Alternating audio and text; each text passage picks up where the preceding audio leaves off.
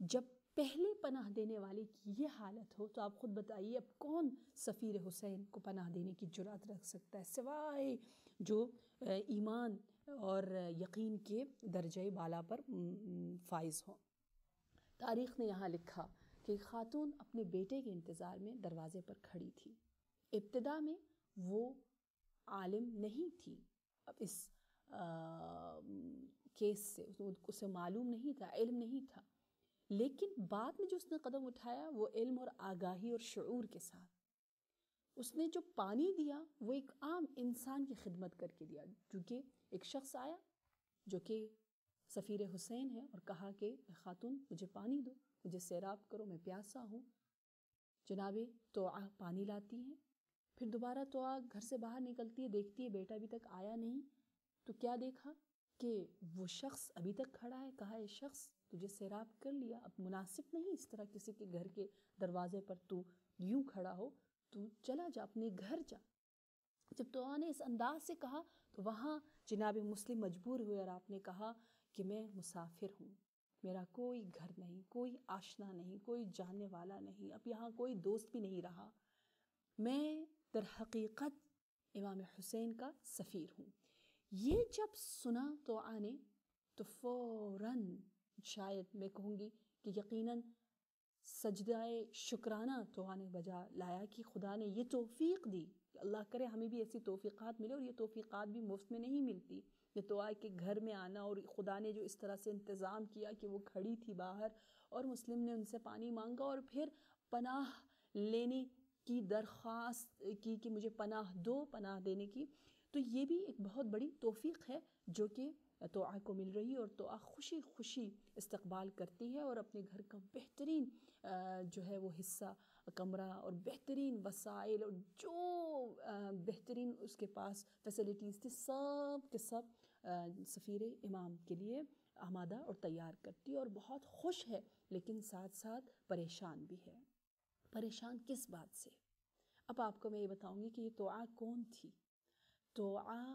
وہ خاتون ہے جو کہ اشعث بن قیس کی کنیز تھی، اور اشعث بن قیس امام کے چاہنے والوں میں سے نہیں تھے،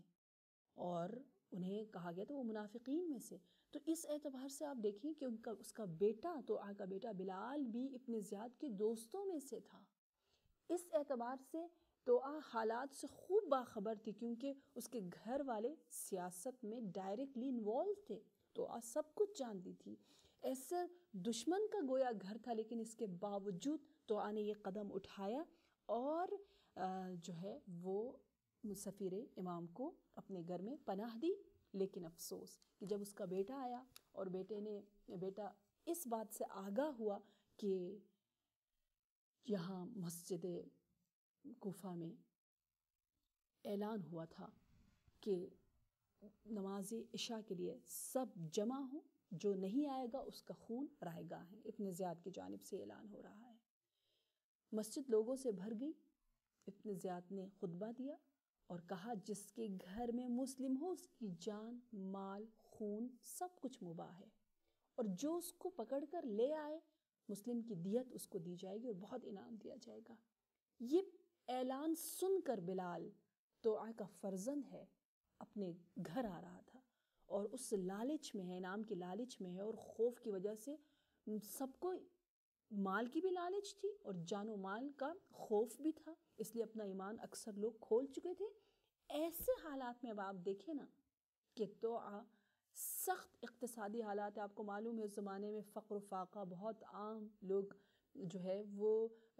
اپنے دن کا کھانا پینا اور جو ہے وہ زاد اور جو بھی کھانے کا انتظام ہے وہ نہیں کر پاتے تھے۔ ان تمام اقتصادی حالات کے باوجود بھی توعا نے انعام کو نظر انداز کیا اور خطرے کو بھی اپنے گلے سے لگایا۔ اب یہاں آپ دیکھیں کہ کوفے کی اس عظیم آبادی میں اتنے گھر تھے، کسی کو یہ سعادت نصیب نہیں ہوئی جو توعا کو ہوئی۔ توعا کو یہ سعادت ملی اور اس نے اپنا نام ہمیشہ کے لیے تا قیامت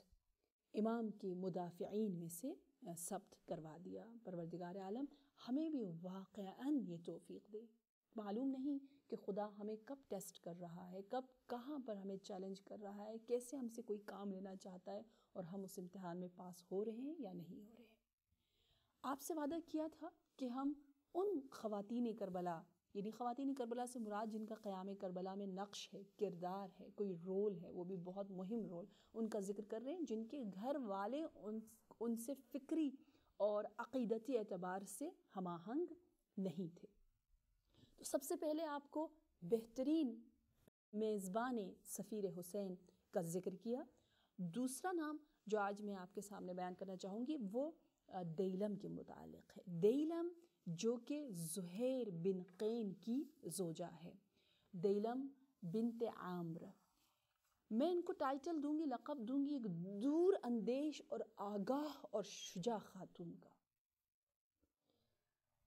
اب آپ دیکھیے کہ کہانی کچھ اس طرح ہے، قصہ کچھ یوں ہے کہ حج کی ادائیگی کے بعد دیلم اپنے شوہر کے ہمراہ، اور زہیر کوئی معمولی شخص نہیں تھے بلکہ زہیر نہایت شجاع، نہایت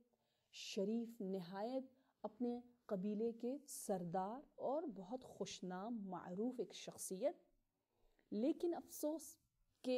کچھ غلط اطلاعات کی وجہ سے وہ امام کی نصرت نہیں کرنا چاہتے تھے، امام سے ملاقات نہیں کرنا چاہتے تھے۔ شاید وجہ یہ ہوگی کہ زہیر اور اس زمانے کے لوگوں کو معلوم ہوگا کہ امام تنہائی اور امام نہایت غربت میں زندگی بسر کر رہے ہیں اور چاہتے ہیں کہ لوگ ان کی نصرت کرو، اور ہر جگہ امام حل من ناصر ینصرنا کی صدا مختلف الفاظ سے بلند کر رہے تھے اور مددگاروں کو طلب کر رہے تھے، اور یہ بھی طلب در حقیقت ہماری مدد کے لیے، نہ کہ خود امام کے لیے کیا فرق کرتا کہ ایک زہیر ہو یا نہ ہو، 72 ہو یا 72 سے زیادہ ہوں، بالآخرہ امام کو معلوم تھا کہ وہ میری جان کے پیاسے ہیں، لیکن یہ صدا استغاثہ در حقیقت خود ہمیں ہماری خوش سعادتی کے لیے ہے۔ یہ ہمیشہ نکتہ ہمارے ناظرین ذہن میں رکھیں۔ اچھا جی، اب جب کہ قافلہ آ رہا ہے، جیسے آپ جانتے ہیں کہ جب اس زمانے میں قافلہ آ رہا ہوتا تھا تو راستے میں مختلف منزلیں ہوتی ہیں اور ہر کوئی منزل میں رکتا ہے، استراحت کرتا ہے، ریسٹ لیتا ہے، توقف گاہیں ہم انہیں کہتے ہیں، اور اس کے بعد جو ہے وہ سفر جاری رکھتے ہیں۔ جہاں جہاں میرے مولا رکتے وہاں پر زہیر جو ہے وہ اپنے قافلے والوں سے کہتے کہ یہاں پر خیمے نصب نہ کرو، یہاں پہ نہ رکو، ایسا نہ ہو میری امام سے ملاقات ہو۔ لیکن ایک جگہ خدا کی مشیت، خدا کا ارادہ ایسا تھا کہ ایک ہی مقام پر دونوں قافلے رک جاتے ہیں، اور یہاں پر زہیر اپنے قافلے والوں کے ساتھ کھانا تناول، طعام تناول کر رہے تھے۔ وہاں سے امام اپنے نمائندے کو زہیر کے خیمے کی طرف بھیجتے ہیں اور دعوت دیتے ہیں، ملاقات کی دعوت دیتے ہیں، حق کی۔ زہیر اور اس کا قافلہ جو کہ کھانا کھانے میں مشغول ہے، کہتے ہیں کہ اس طرح سے ہکے بکے رہ جاتے ہیں، یعنی اس طرح سے وہ بالکل ہی پریشان ہو جاتے ہیں، گویا ان کے سروں پر پرندے ہوں کہ سر ہل نہیں رہے، اور بالکل چونک جاتے ہیں کہ یہ کیا، جس چیز سے ہم ڈر رہے تھے وہی ہو گیا اور امام کا نمائندہ آ گیا، اب کیا کریں؟ اب اس عالم میں جو ہے وہ زہیر خاموش ہے، کوئی جواب نہیں جانا چاہتے، تبھی تو فرار کر رہے تھے۔ لیکن ناظرین، یہاں زہیر نہایت پریشان ہیں، مضطرب ہیں، شاید انکار کرنا چاہتے، وہاں بالکل ایسے حساس اور سینسٹیو موقع پر دیکھیے کہ بیوی کا رول، جو بھی آپ کا فرینڈ ہو، جو بھی آپ کا لائف پارٹنر ہو، گھر والوں کا رول کس قدر مہم ہوتا ہے۔ دیلم نے کہا، اس پاک طینت زوجہ نے تمام انکار کے راستوں کو بند کر دیا، شیطانی وسوسوں کا قلع و قمع کر دیا، کیونکہ ابھی زہیر خاموش ہے اور جواب نہیں دے پا رہے، ہاں کہیں نہ کہیں، کیا کریں، کیونکہ نہ کہنا بھی کوئی آسان نہیں ہے، بہت مشکل کام ہے، بالآخرہ وہ نواسۂ رسول ہے۔ تو دیلم نے زہیر کے احساسات کو زندہ کیا، فطرت توحید، تعصب کی آلودگیوں کو اس سے دور کیا، اور اس انداز سے کہا کہ زہیر، نواسۂ رسول تمہیں بلا رہے ہیں، سبحان اللہ، رسول کے فرزند تمہیں بلا رہے ہیں اور تم خاموش ہو، لبیک نہیں کہہ رہے ہو، اٹھو جلدی سے ان کی خدمت میں جاؤ، دیکھو وہ کیا کہنا چاہ رہے ہیں۔ نہ صرف جاؤ نہیں بلکہ باقاعدہ حکم ہے، اور کہا جا رہا ہے کہ جا کر فوراً لبیک کہو۔ گویا یہاں پر دیلم نے یقیناً زہیر سے پہلے استغاثہ اور دعوت امام حسین پر لبیک کہا۔ زینب خوب جانتی تھی کہ اس لبیک کہنے والے کی قیمت کیا ہے، کس قدر اس کو ایثار، فداکاری، کس قدر جانفشانی کرنی ہوگی، ساری